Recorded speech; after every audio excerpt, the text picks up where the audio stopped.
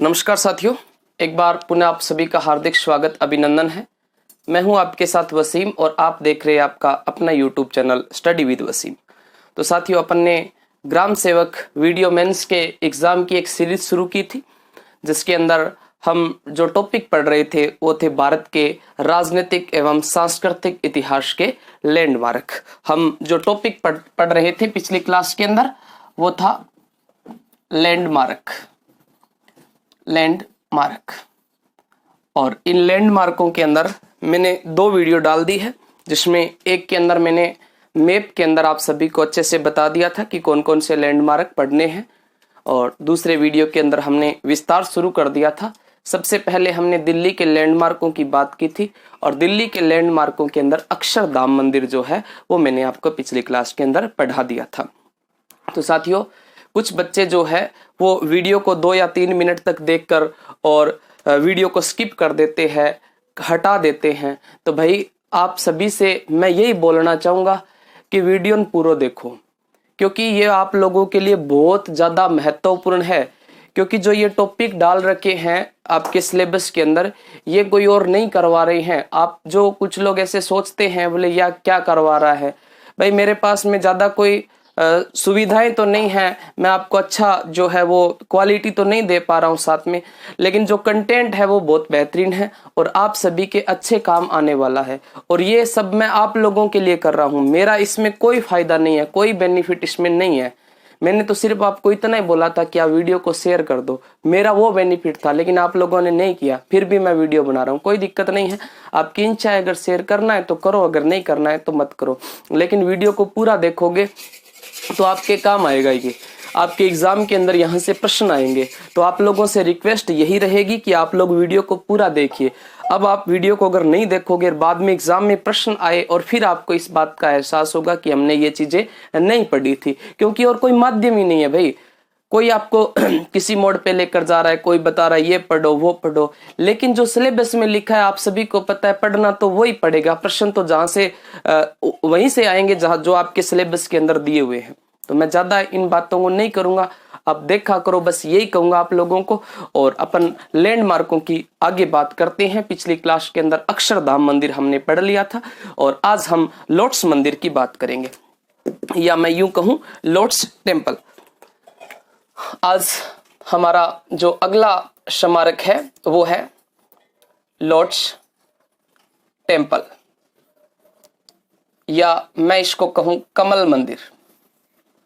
कमल मंदिर, lotus temple कहो या इसको कमल मंदिर कहो, एक ही बात है। और भाई ये है कहां पे? तो ये लोटस टेम्पल या कमल मंदिर जो है ये साथियों दिल्ली के अंदर है। कहां पर है? दिल्ली के अंदर है लोटस टेम्पल या कमल मंदिर। अब इस लोटस टेम्पल या जो कमल मंदिर है, इसके अंदर आपको क्या क्या ध्यान रखना है, क्या क्या पढ़ना है, उन्हीं की अपन विस्तार के साथ में बात करेंगे। देखो, यह लोटस टेम्पल जो है यह एक बहाई पूजा घर है। कैसा पूजा घर है? बहाई पूजा घर। भाई बहाई पूजा घर का मतलब क्या होता है? हमारे देश के अंदर ऐसे बहुत सारे बहाई पूजा घर बनाए गए हैं, जिनके अंदर सभी धर्मों के लोगों को आने की अनुमति दी जाती है। तो उनमें से एक लोटस टेम्पल है दिल्ली के अंदर, जिसमें सभी धर्म के जो लोग हैं वो आ सकते हैं। तो हम इसको क्या कहेंगे? एक बहाई पूजा घर। आपसे पूछे कि दिल्ली में स्थित या आपसे ऐसा प्रश्न आए कि बहाई पूजा स्थल जो है वो कहाँ स्थित है, तो बहाई पूजा स्थल वैसे तो कई जगहों पर स्थित है, लेकिन प्रसिद्ध पूजा स्थल बहाई पूजा स्थल की बात करें तो आपका लोटस टेम्पल या कमल मंदिर जो है वो आएगा। तो इसके बाद में नेक्स्ट आपको इस लोटस टेम्पल के अंदर और क्या क्या बातें ध्यान रखनी है। तो देखो, इसे दिसंबर 1986 में सभी धर्मों के लिए खोला गया था। दिसंबर 1986 में इस लोटस टेम्पल को सभी धर्मों के लिए खोल दिया गया था। खोला गया। और पहली बार जब इसको खोला था, यानी इसको अनुमति दे दी थी कि इसमें सभी जो है वो धर्म के लोग आ सकते हैं। मैं यस ऐसा कह सकता हूं कि सभी धर्मों के लोग जो है वो यहाँ पे आ सकते हैं। लेकिन साथियों ध्यान रखना कि जनवरी 1987 के अंदर पहली बार जब इसको सभी धर्मों के लिए अनुमति दी कि भी आओ सभी के सभी धर्म यहाँ पे आ सकते हैं, एंट्री सभी की लाउड कर दी, उस टाइम में एक यानी 10,000 जो लोग थे वो आए थे। कितने लोग आए थे? 10,000 लोग आए थे जब पहली बार इसको खोला गया था। ये मैंने कहा है कि सभी धर्मों के लिए खोल दिया गया, इसका मतलब आप ये समझना कि अनुमति दे दी है कि अब यहाँ पे सभी के सभी धर्मों के जो लोग हैं वो आ सकते हैं। लेकिन जनवरी 1987 में इसे पूर्ण रूप से खोला गया, और जनवरी 1987 में जब इसको पूर्ण रूप से खोला गया था उस दौरान साथियों 10,000 जो लोग थे या श्रद्धालु इसको कह सकते हैं, वो इस मंदिर के अंदर आते हैं। कौन से मंदिर में आते हैं? तो लोटस टेम्पल के अंदर आते हैं। उसके बाद में देखो ये लोटस टेम्पल जो है ना, इसका आकार कैसा है, यानी ये फूलों के आकार का बना है। किसके आकार का बना है?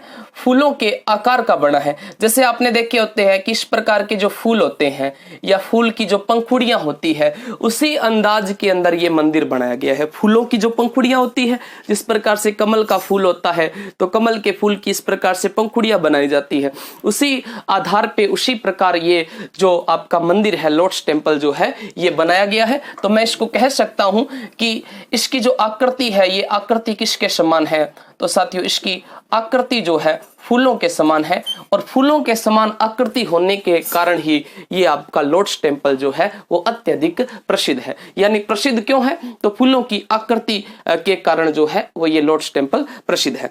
इसके अलावा आपको इसमें क्या ध्यान रखना है, इसमें 27 मुक्त खड़े संगमरमर है। इसमें 27 जो है 27 मुक्त खड़े संगमरमर की पंखुड़ियां, जो मैंने अभी आपको पंखुड़ियां बताई थी, ये पंखुड़ियां जो है ये कितनी है? 27। इस प्रकार की ऐसे मुक्त जो है वो 27 पंखुड़ियां हैं। कितनी पंखुड़ियां हैं? 27 जो मुक्त पंखुड़ियां हैं। इस 27 मुक्त पंखुड़ियों से बना है, जो 3 समूह में है और 9 पत्तों के रूप में है। जो कितने समूह के अंदर है? 3 समूह में है। 3 समूह में है, और प्रत्येक समूह में कितने पत्ते होंगे? 9 पत्ते के होंगे। कितने पत्ते होंगे? 9 पत्ते होंगे। तो मैं इसको ऐसे कहूं कि भाई इस प्रकार से ये 3 समूह के अंदर बना दिया इसको। ऐसे मैं आपको थोड़ा सा बता देता हूं, ये 3 समूह हो गए, और इसमें पत्ते कितने हो जाएंगे? 3-3 हो गए। तो अब आपको 9-9 पत्ते करने हैं। तो 9-9 पत्ते आप इस प्रकार से इसको घुमाओ, तब ये बिल्कुल आपको किस प्रकार से दिखाई देगा? लोटस टेम्पल के आधार पर या लोटस टेम्पल के जैसा दिखाई देगा। तो ये लोटस टेम्पल जो है ये पंखुड़ियों के आकार का बनाया है। इसमें समूह कितने हो गए? 3, 1, 2 और 3। और पत्ते कितने होते हैं? तो पत्ते इसमें होंगे 9। कितने पत्ते होंगे? 9 पत्ते होंगे, और 9 पत्ते जो है ये तीनों के अंदर होंगे, और अंत में आपका एक बहुत ही शानदार बहुत ही खूबसूरत जो है वो टेम्पल बनकर तैयार होगा, जिसका नाम क्या हो जाएगा? लोटस टेम्पल, या इसको हम क्या कह सकते हैं? कमल मंदिर कह सकते हैं। लोटस टेम्पल या क्या कह सकते हैं इसको? तो साथियों लोटस टेम्पल या इसको हम कमल मंदिर जो है वो कह सकते हैं। इसके बाद में देखो और इसके अंदर क्या ध्यान रखना है आपको? इसमें ध्यान रखना है दरवाजे कितने हैं और दरवाजे खुलते कितनी ऊंचाई के ऊपर है। इसके अंदर दरवाजों की अगर बात करें तो इसमें साथियों दरवाजे की अगर बात करें तो दरवाजे हैं 9, और ये 9 के 9 जो दरवाजे हैं ये 34 मीटर ऊंचाई पर खुलते हैं। 34 मीटर ऊंचाई के ऊपर खुलते हैं, ऊंचाई पर खुलते हैं। ये जो 9 दरवाजे हैं ये कितनी ऊंचाई के ऊपर खुलते हैं? तो ये 34 मीटर की ऊंचाई के ऊपर जो 9 के 9 जो दरवाजे हैं ये साथियों खुलते हैं। और जहां पर ये 9 के 9 दरवाजे खुलते हैं 34 मीटर ऊंचाई पर, उसको हम क्या कहेंगे? तो ये केंद्रीय हॉल के अंदर खुलते हैं। केंद्रीय हॉल के अंदर खुलते हैं। केंद्रीय हॉल के अंदर 9 दरवाजे खुलते हैं। कितनी ऊंचाई के ऊपर खुलते हैं? तो 34 मीटर ऊंचाई के ऊपर जो है ये खुलते हैं। इसके बाद में देखो इसमें वर्तमान में क्षमता तो बहुत है, लेकिन बताया जाता है कि इसके अंदर एक साथ क्षमता कितनी है, 13,000 लोगों की एक साथ क्षमता है। लेकिन जब पहली बार ये खोला गया था उस दौरान इसमें कितने लोग आए थे, तो इसमें 10,000 जो लोग हैं वो आए थे। बाकी इसकी क्षमता कितनी है, 13,000 इसकी क्षमता है। उसके बाद में देखो, एक मनप्रीत बराड़ नाम के एक व्यक्ति आते हैं, CNN रिपोर्टर उनको हम कह सकते हैं, CNN रिपोर्टर, CNN रिपोर्टर जिनका नाम है मनप्रीत बराड़।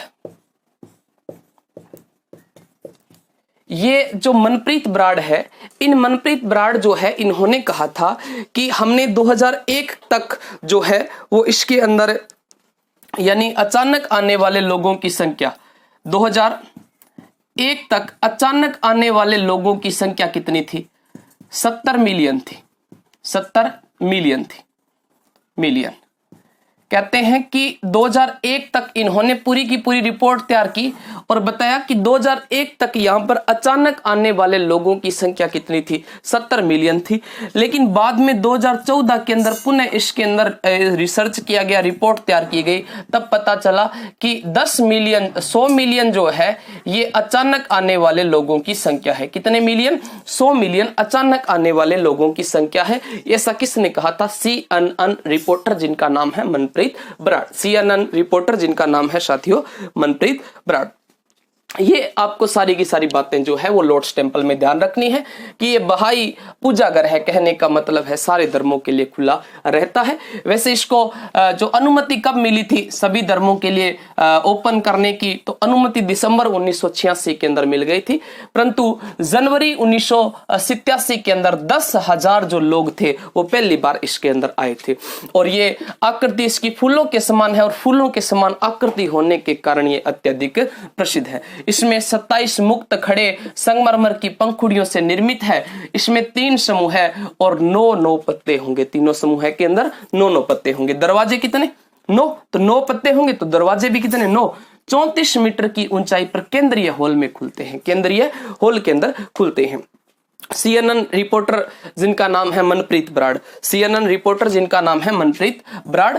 और मनप्रीत बराड़ कहते हैं कि 2001 में हमने रिपोर्ट तैयार की तो 70 मिलियन जो है वो अचानक आने वाले लोगों की संख्या थी, और 2014 में पता चला कि ये संख्या बढ़कर कितनी हो गई है, 100 मिलियन हो गई है। इस लोटस टेम्पल के अंदर वैसे तो बहुत सारी बातें जो है वो मिल जाएगी। आप अगर YouTube के ऊपर लोटस टेम्पल लिखोगे, लोटस टेम्पल का पूरा आपको दिखा दिया जाएगा किस प्रकार का लोटस टेम्पल है। लेकिन इसके अंदर प्रश्न आने की या इसमें मेन जो बातें हैं वो इतनी ही है, इनका आप स्क्रीनशॉट लीजिए। उसके बाद में हम दिल्ली के अगले जो लैंडमार्क है जिनकी बात करते हैं, जिसका नाम है जामा मस्जिद। इसको मैं मिटा देता हूं। बात समझ में आ रही है? आप कमेंट करके बता दिया करो भाई कि आपको क्लास कैसी लगी, आपको बात जो मैं पढ़ा रहा हूं वो चीज समझ में आ तो रही है ना, क्योंकि मैं अपना 100% देने की कोशिश कर रहा हूं। और आप लोगों को बार बार ये भी बोलता हूं कि यार चैनल को सब्सक्राइब कर लिया करो, शेयर कर दिया करो, तो करना चाहिए यार, कर दिया करो। ठीक है, तो नेक्स्ट अपन बात करेंगे जामा मस्जिद की। जामा मस्जिद, वैसे तो बहुत सारी जामा मस्जिद है, लेकिन हमें कौन से वाली जामा मस्जिद के बारे में बात करनी है? जो जामा मस्जिद दिल्ली के अंदर है उस जामा मस्जिद की बात करनी है, जिसका निर्माण जो है वो 1656 में कंप्लीट हुआ था।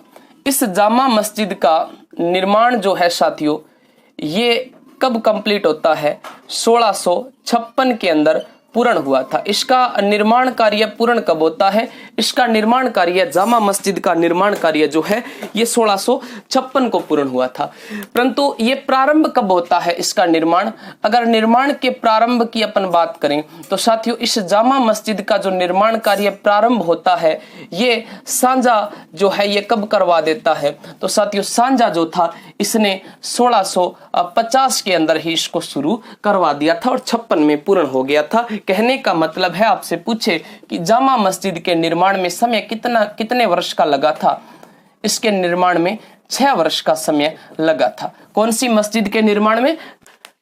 1656 तक इसका निर्माण जो है वो कंप्लीट हो जाता है। अच्छी बात है, 1656 तक हो गया था, वरना सांझा 1658 में बुरी तरह से बीमार पड़ गया था। और आप सभी ने पढ़ा है कि भाई सांझा के उत्तराधिकारियों के अंदर गृह युद्ध जो थे वो शुरू हो जाते हैं। जैसे दरमत और दोराई जैसे जो युद्ध थे वो होते हैं, बड़े बड़े युद्ध होते हैं। औरंगजेब, दारा शुजा और मुराद के मध्य युद्ध होने प्रारंभ हो जाते हैं। तो सांझा ने इस मस्जिद का निर्माण करवाया। मस्जिद का नाम है साथियों जामा मस्जिद। कौन सी मस्जिद है? जामा मस्जिद। देखो जामा मस्जिद जो है यह भारत की सबसे बड़ी मस्जिद है। भारत की सबसे बड़ी मस्जिद। भारत की सबसे बड़ी मस्जिद कौन सी है? तो भारत की सबसे बड़ी मस्जिद जो है ये जामा मस्जिद है। भारत की सबसे बड़ी मस्जिद कौन सी है? जामा मस्जिद है, जिसका निर्माण जो है वो सांझा के द्वारा करवाया जाता है। सांझा के द्वारा इसका निर्माण जो है वो करवाया जाता है, भारत की सबसे बड़ी मस्जिद का। बताते हैं कि इसको बनाने में उस टाइम 10 लाख का खर्चा लगा था। इसको बनाने में खर्चा जो था उस टाइम वो कितना लगा था? तो खर्चा साथियों 10 लाख का लगा था। 10 लाख का खर्चा लगा था जब इसका निर्माण हुआ था। 1656 में पूर्ण हो गया था। 6 वर्षों में इस पर 10 लाख लगा था। वैसे तो उस टाइम में तो बहुत ज्यादा थे, आज के टाइम में इतना कोई ज्यादा इन्वेस्टमेंट है नहीं।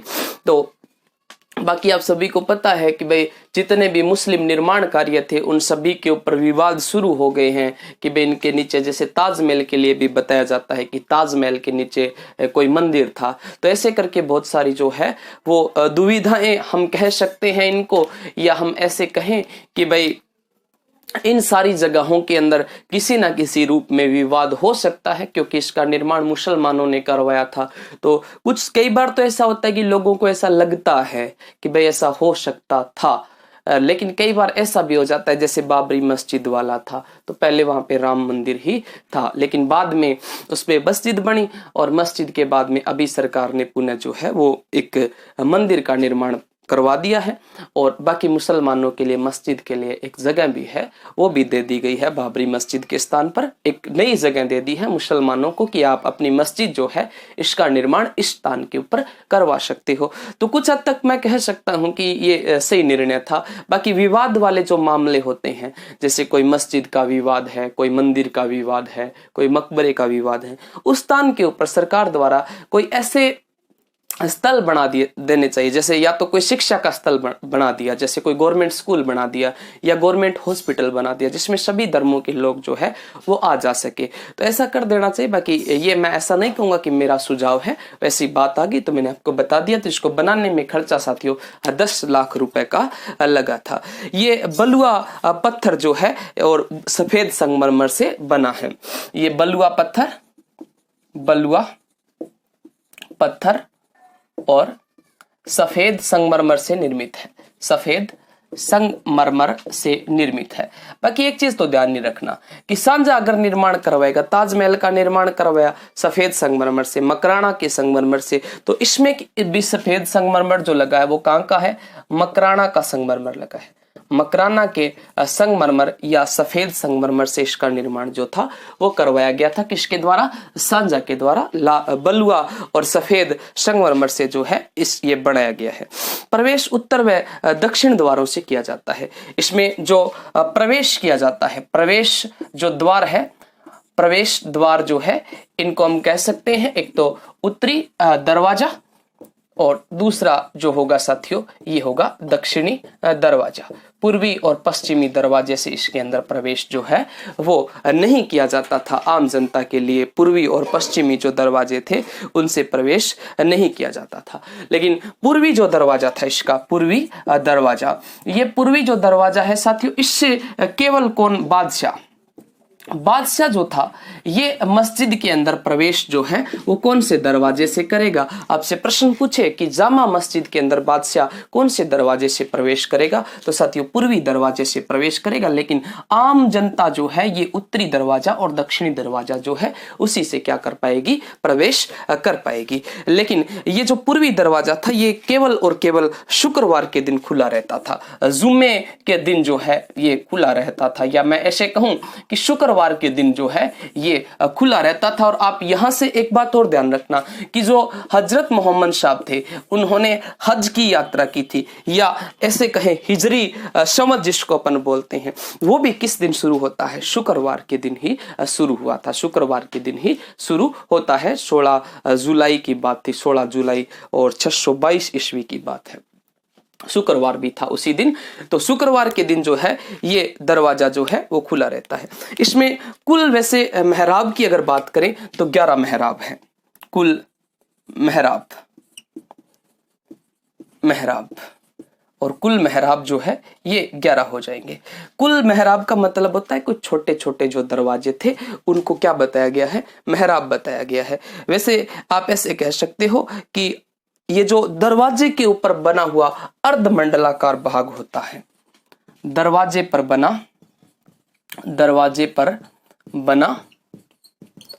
अर्धमंडलाकार भाग, अर्धमंडलाकार जो भाग होता है साथियों, इसी अर्धमंडलाकार भाग को क्या कहा जाता है? मेहराब कहा जाता है। जो टोटल जामा मस्जिद के अंदर कितने मेहराब थे? तो जामा मस्जिद के अंदर साथियों 11 मेहराब थे। इसमें ऊपर के जो गुंबद है वो काले व सफेद पत्थरों से बनाए गए हैं। तो ये बात भी ध्यान रखना कि जामा मस्जिद के जो ऊपर के दरवाजे, ऊपर के गुंबद जो है, ऊपर के गुंबद ये सफेद व काले संगमरमर से बनाए हैं, सफेद व काले संगमरमर से बनाए गए हैं। देखो साथियों, मैंने बहुत इसके अंदर मेहनत की है, इस टॉपिक को जो तैयार करने में एक एक चीज जो है वो उठा के लाया हूं कहीं ना कहीं से। तो ये बहुत मेहनत है, और इस मेहनत, जितना मैंने मेहनत किया है, मैं आप लोगों के लिए मेहनत कर रहा हूं। आप लोग भी इसमें मेहनत कीजिए। आपने प्री मेहनत करके पास किया है, तो मेंस के अंदर किसी एक टॉपिक की वजह से ऐसा न हो जाए कि आपका कोई प्रश्न गलत हो जाए। ठीक है, तो ये सफेद व काले संगमरमर से ऊपर का जो गुंबद है साथियों, ये बनाया गया है। इसमें कहते हैं कि भाई 1948 के अंदर हैदराबाद के जो निजाम थे, 1948 की बात थी, और हैदराबाद के जो नवाब थे, इस हैदराबाद के नवाब जो है, इस हैदराबाद के नवाब के द्वारा क्या किया गया था?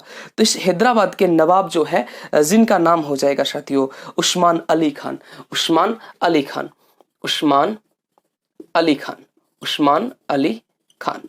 इन उस्मान अली खान को इसकी मरम्मत के लिए 75,000 रुपए की मांग की गई थी। इनको कहा गया था कि जामा मस्जिद का हमें इसका कुछ मरम्मत करवानी है, और इसकी मरम्मत के लिए आप हमें कितना रुपए दे दीजिए? 75,000 रुपए दे दीजिए। लेकिन उस्मान अली जो था, इस उस्मान अली खान ने भाई साहब 3 लाख रुपए दिए थे इसके पुनर्निर्माण में, या यूं कहें कि इसकी मरम्मत के अंदर कितना इन्वेस्ट किया था? 3 लाख रुपए जो है वो दिए थे। हालांकि इसमें मांग तो कितने की रखी थी? 75,000 की मांग रखी थी, परंतु दिए कितने? 3 लाख। अब देखो यहाँ के इमाम का मतलब होता है मौलवी।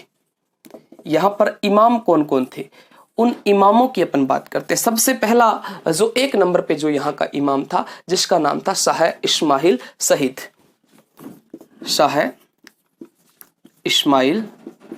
शहीद। ये सबसे पहले जो इसके इमाम हुए, या इसके जो मौलवी थे, जिनका नाम था शाह इस्माइल शहीद। मैंने कुछ भी नहीं छोड़ा इसमें। उसके बाद में सैयद अब्दुल्ला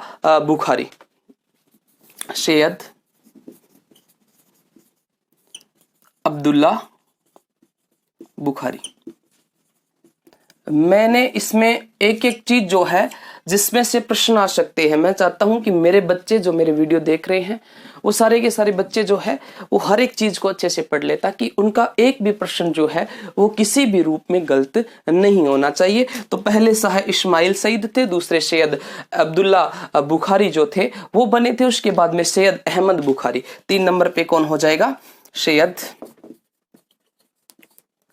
अहमद बुखारी। ये इसके तीसरे इमाम थे, सैयद अहमद बुखारी। और सैयद अहमद बुखारी के बाद में सैयद शाबान बुखारी।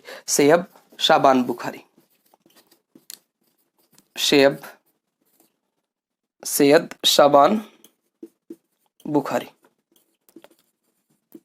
और ये जो सैयद शाबान बुखारी जो है ये साथियों वर्तमान में है, इनको 2014 के अंदर मस्जिद के अंदर इमाम जो है वो नियुक्त किया था। इमाम की तो आवश्यकता पड़ेगी, इमाम इनको नियुक्त कर दिया था। किनको नियुक्त किया था? तो सैयद शाबान बुखारी 2014 के अंदर इनको इमाम नियुक्त किया। तो आपसे प्रथम का पूछ सकता है, वर्तमान का पूछ सकता है, इन बातों को दोनों को ध्यान में रखना है अच्छे से। जामा मस्जिद ये इसका निर्माण है और इसका निर्माण प्रारंभ जो है वो शाहजहां के द्वारा करवाया गया था। समय पूछ सकते हैं कितने वर्ष का समय लगा? 6 वर्ष का। खर्चा 10 लाख का लगा और बलुआ पत्थर और सफेद संगमरमर से बना है। और सफेद संगमरमर कहाँ का था? मकराना का था। ऊपर के गुंबद जो है वो काले व सफेद पत्थरों से बनाए गए हैं। प्रवेश द्वार उत्तरी दरवाजा और दक्षिणी दरवाजा। ये पूछा जा सकता है कि बादशाह कौन से दरवाजे से प्रवेश करता? पूर्वी दरवाजे से। और पूर्वी दरवाजा सिर्फ और सिर्फ शुक्रवार के दिन साथियों खुला रहता। और उसमें सहराब कितने हैं? मेहराब जो है, सहराब नहीं मेहराब 11 हो जाएंगे। जो दरवाजे पर बना अर्ध गोलाकार जो भाग होता है उसको मेहराब कहा जाता है। इमाम पूछ सकते हैं। और एक ये बात ध्यान रखना कि इसके पुनर्निर्माण के लिए 1948 ईस्वी के अंदर उस्मान अली खान को 75,000 रुपए की मांग की थी, लेकिन इन्होंने कितने दिए? 3 लाख रुपए जो है इन्होंने दिए थे। इमाम है शाह इस्माइल सईद, सैयद अब्दुल्ला बुखारी और सैयद अहमद बुखारी और सैयद शाबान बुखारी जो वर्तमान के अंदर यहाँ के इमाम रहे हैं। तो इसका स्क्रीनशॉट लीजिए। और इसके बाद में हम बात करते हैं विक्टोरिया मेमोरियल हॉल की। मिटा देता हूं मैं इसको।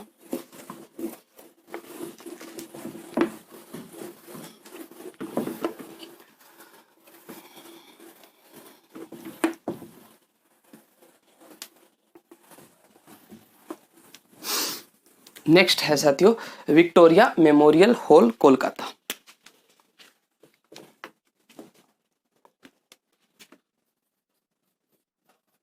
Victoria memorial hall. और ये विक्टोरिया मेमोरियल हॉल साथियों कोलकाता में, कोलकाता। विक्टोरिया मेमोरियल हॉल जो है ये कोलकाता के अंदर है।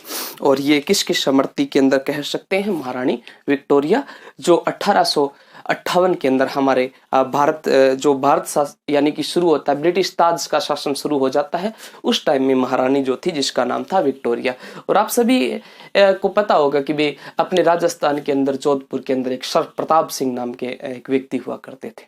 और सर प्रताप सिंह से बड़ी इम्प्रेस होती थी कौन? महारानी विक्टोरिया। तो कभी राजस्थान जी के की क्लासें शुरू कर देंगे, उस दौरान मैं आपको ये चीजें जो है वो बताऊंगा बिल्कुल अच्छे से। बहुत मस्त जो है वो बात है महारानी विक्टोरिया और सर प्रताप सिंह की, जिन्होंने जोधपुरी पेंट कोट की शुरुआत की थी सर प्रताप सिंह ने।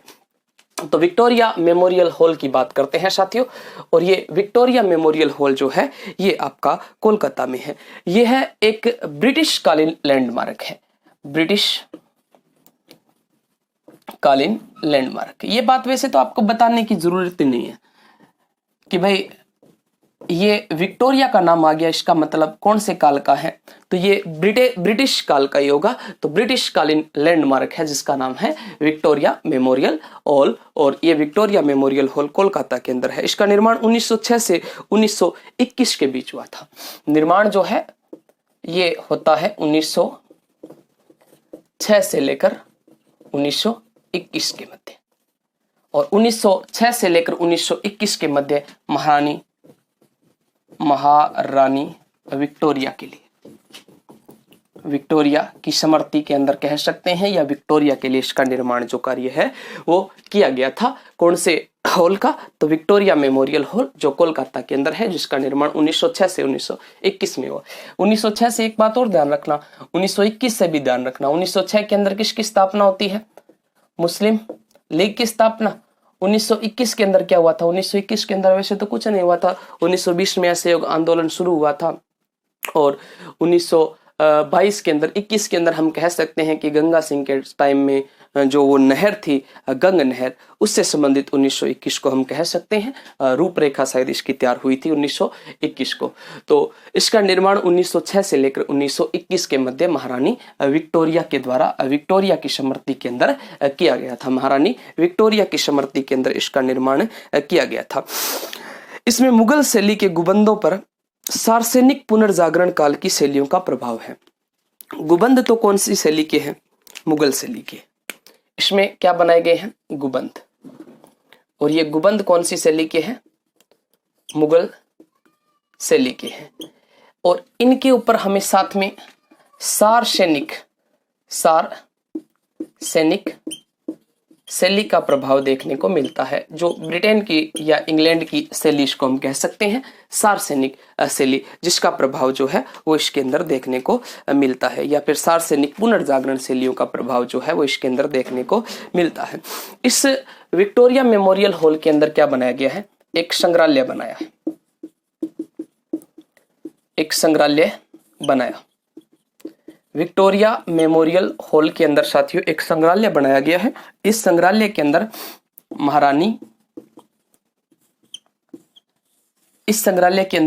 महारानी का एक तो अपन कह सकते हैं पियानो समझते हैं, और इस पियानो के अलावा एक स्टडी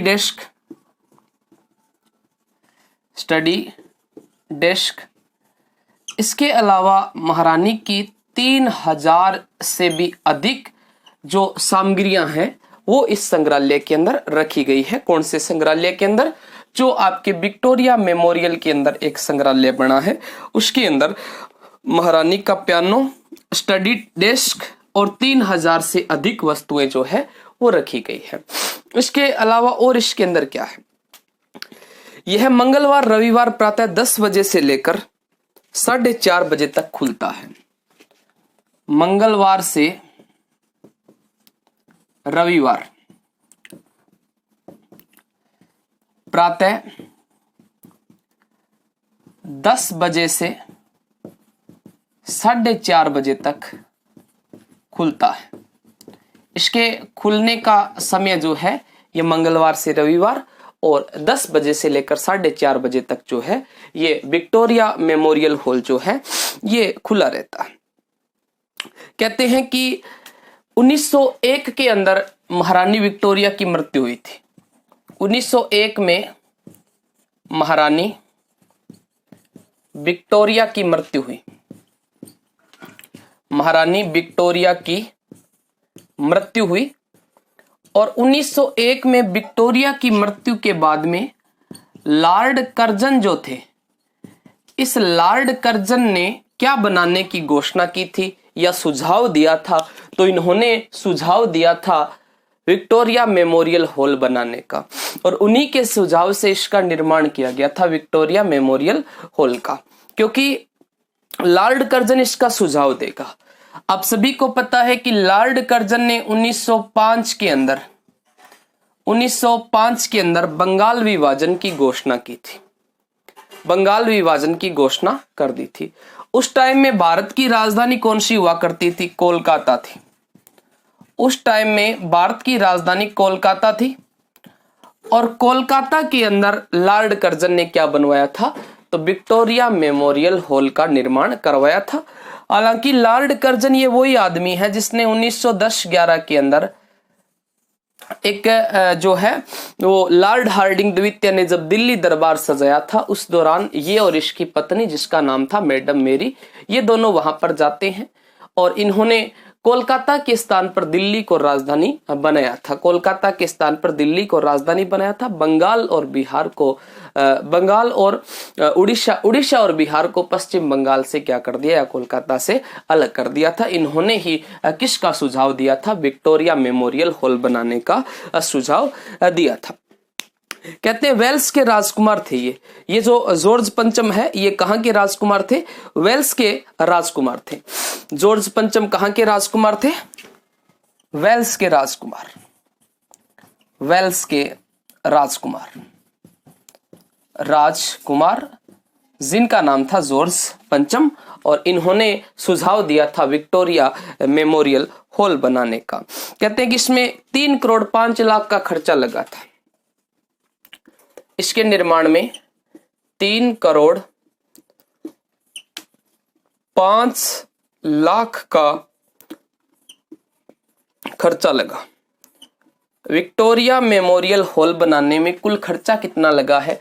3 करोड़ 5 लाख का इसके अंदर क्या लगाया गया है साथियों, खर्चा जो है वो इसके अंदर लगा था। निर्माण का कार्य जो है ये किसको सौंपा गया, messrs Martin and company, messrs Martin and company, messrs Martin and company Kolkata, इसको इसके निर्माण का कार्य सौंपा गया था। निर्माण कार्य, ये वास्तुकार नहीं है, वास्तुकार हो रहे हैं ये जो निर्माण का कार्य सौंपा गया था लॉर्ड कर्जन के द्वारा, ये मेसर्स मार्टिन एंड कंपनी जो है ये कोलकाता की है, इसको सौंपा गया था। और इसके जो वास्तुकार है जिनका नाम आएगा विलियम इमर्सन, विलियम इमर्सन। वास्तुकार कौन है, तो वास्तुकार विलियम इमर्सन है। वास्तुकार, वास्तुकार का नाम आएगा विलियम इमर्सन। विलियम इमर्सन जो थे वो इसके वास्तुकार थे। और विलियम इमर्सन जो है इनका समय क्या था साथियों, इनका समय 1843 से 1924 था। 1843 से 1924 तक इनका समय था। 1924 तक इनका समय था। 1843 के अंदर उस टाइम लॉर्ड लुडलो भी था। लॉर्ड लुडलो का नाम भी आपने सुना है। लेकिन इसके जो विक्टोरिया मेमोरियल हॉल के जो वास्तुकार है जिनका नाम है विलियम इमर्सन। और ये विलियम इमर्सन किसके संस्थापक थे, तो royal institute of British, royal institute of British, royal institute of British, कोई एक कंपनी थी, उस कंपनी का नाम था royal institute of British architects, architects, royal institute of British architects, test, text नहीं टेस्ट, आर्किटेक्ट, ये कंपनी थी। इसके संस्थापक थे कौन, तो इसके संस्थापक हो जाएंगे साथियों विलियम इमर्सन, जिन्होंने किसका निर्माण किया था, तो विक्टोरिया मेमोरियल हॉल का निर्माण किया था। और ये विक्टोरिया मेमोरियल हॉल जो है ये कोलकाता के अंदर है। ये 56 मीटर ऊंचाई वाली इमारत है। ऊंचाई कितनी है, 56 मीटर है। इसकी जो ऊंचाई है ये 56 मीटर है। वैसे तो 56 इंच का सीना होता है, लेकिन 56 मीटर की ऊंचाई है किसकी, विक्टोरिया मेमोरियल हॉल की। ये साथियों मकराना के संगमरमर से बना है, मकराना के संगमरमर से बनाया गया है। इसका निर्माण किससे किया गया है, मकराना के संगमरमर से इसका निर्माण किया गया है। मकराना यानी कि नागौर के संगमरमर से इसका निर्माण जो है ये करवाया गया था विक्टोरिया मेमोरियल हॉल का। मिटा देता हूं इसको, इसका स्क्रीनशॉट लेना चाहते हो तो ले लो, उसके बाद में आगे बढ़ते हैं, इसके अंदर आगे बात करते हैं। विक्टोरिया मेमोरियल हॉल के अंदर